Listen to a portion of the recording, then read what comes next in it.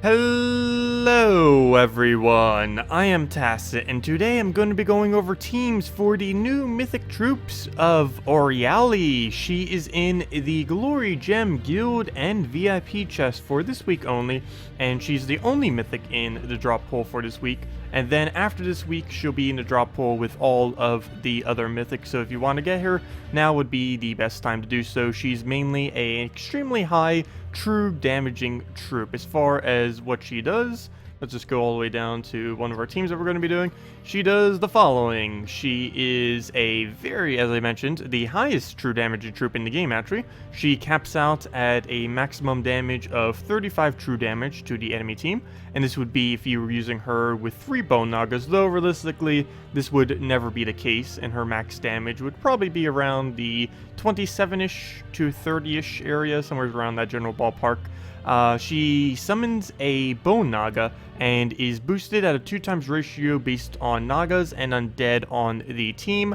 The biggest thing to note about this is that a Bone Naga is the only Undead Naga in the game, so you're getting both of that bonus from using her and using that summon. She also has no mana conflict with this Bone Naga and is the only Mythic that does this, one of the only troops that does this, and is very, very efficient since the summon does not block her at all.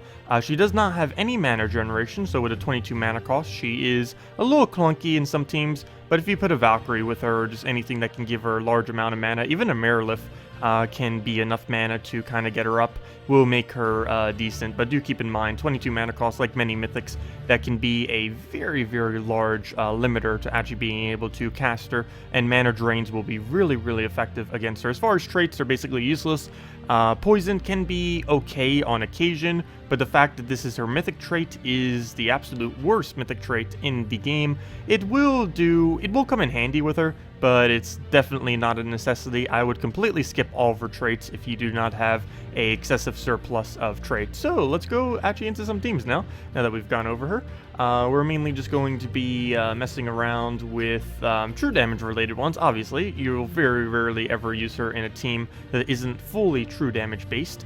Here's one of them: Crimson Bat, Valkyrie, Euryali, and Draculus. You can replace out Draculus with other true damage options that hit all enemies, and you can also replace out the Crimson Bat with a Merilith if you find this current setup to be a little bit too clunky. The main reason for this particular setup is just so we can plow them down a little bit quicker with skulls. As you can see, poison just triggered right there. This is one of the very few teams that will actually utilize the fact that she can poison, because now, even though we haven't casted anything with true damage, if we go and take a skull, for example, like this one, we will hit double damage on our... Wait, what? We should have hit double damage. Oh, we did hit double damage. We hit double damage on our Crimson Bat. The reason it did 30 is because it has stone skin. So, yeah, we did hit double damage there. That threw me off for a second. I forgot it has stone skin. So, yeah, the poison came into play, so we would do full damage there. Otherwise, we only would have done 15. That threw me off for a moment, but yeah, we're using all 3 of the troops here that are able to do true damage to all enemies. There are a few others that can do it, depending on how you consider them, like Merilith can, Tesla can, though it's not full damage to each. But these are like the 3 biggest ones that generally get considered as high damage, true damage in AoE style. Though, of course, I guess you could kind of consider, what's her name as one, Tesla. The biggest problem with Tesla, though, well, it isn't really a problem. It's situationally if it's better or worse, depending on the team. With this particular team, it would still work, but the biggest difference with Tesla is it doesn't do the full amount of true damage to all the enemies, and sometimes you do actually want to be able to do the full amount, but there we go.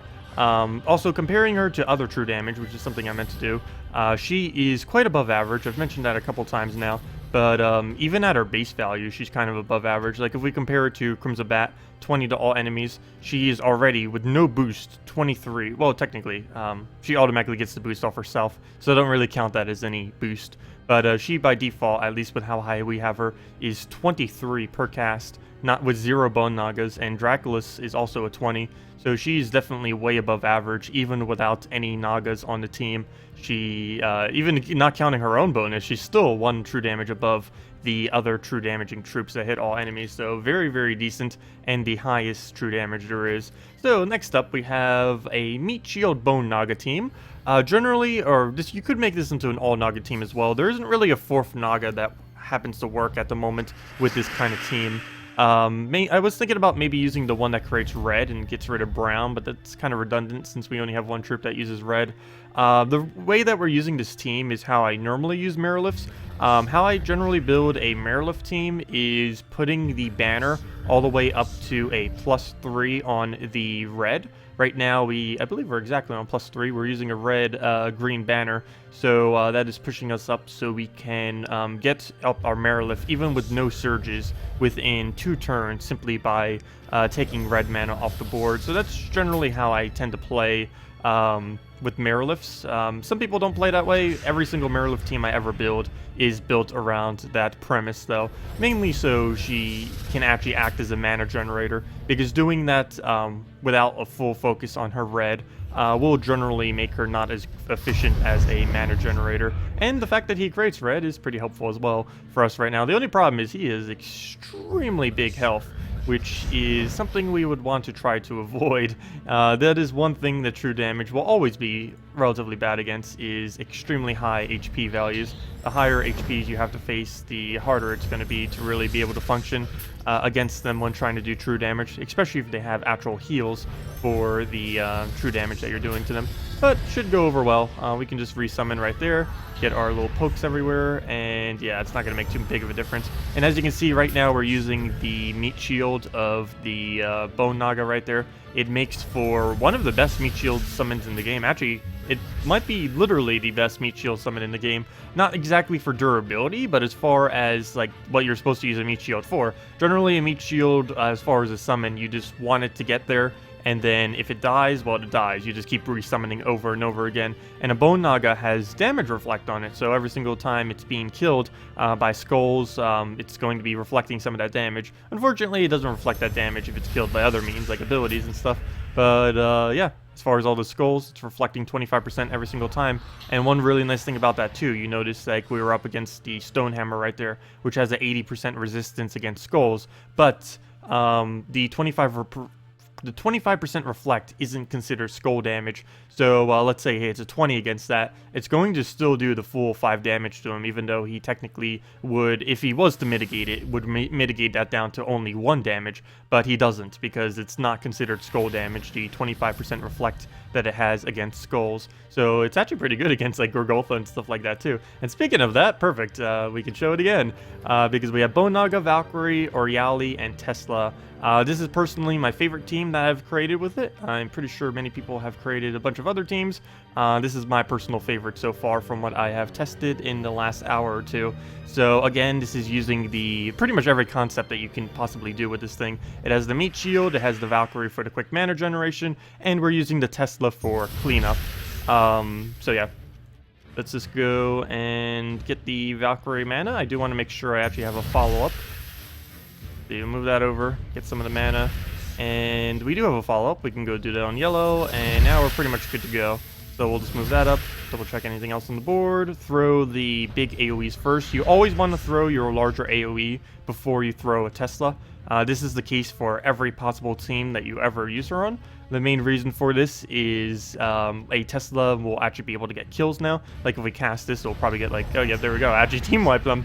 But if you do it in reverse order, you're going to be wasting some of your damage potential. So you always want to cast your full AoE before you cast a Tesla, which is only like partial AoE because it does split damage. And of course, the less HP they have, the more the Tesla will be able to focus and possibly secure kills.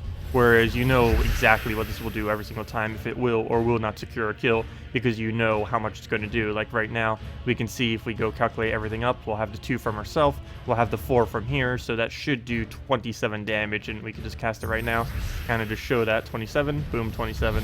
So yeah, and down it goes. Of course, we could have just killed it already with the Tesla, but I just wanted to show it real quick.